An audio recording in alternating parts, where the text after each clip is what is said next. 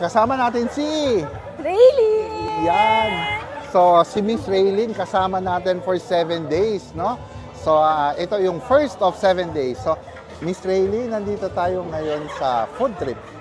Kahit walang food. Wala pang food eh. Wala pa po. Wala pang food. Pero Pero food kakain trip. na. Kakain na.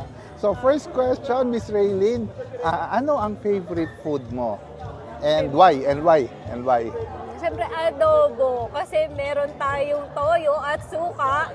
Favorite natin yan ng mga kababaihan. So, talagang marami naman may Opo, gusto may ng adobo. no? Adobo tayo. Siyempre, second question, Miss Raylene, ano naman ang favorite mong lutuin?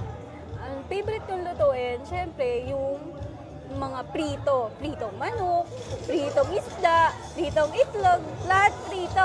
Lalo na yung pritong itlog, no? Talagang, Oo, talagang ano yan? favorite yun ng anak ko, the best yan. Tre- Niluran! Trending talaga yan, no? Trending yung pritong itlog sa Opo. paboritong lutuin.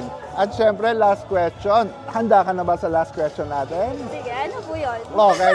Ano naman ang favorite na restaurant mong kainan? Siyempre, doon tayo sa Jollibee. Kahit yan dyan lang yan sa tabi lagi nating nakikita. Siyempre, kasama ko lagi ang aking baby. Doon tayo sa Jollibee. Okay. So, yun lang and bye! See you Bye. again tomorrow!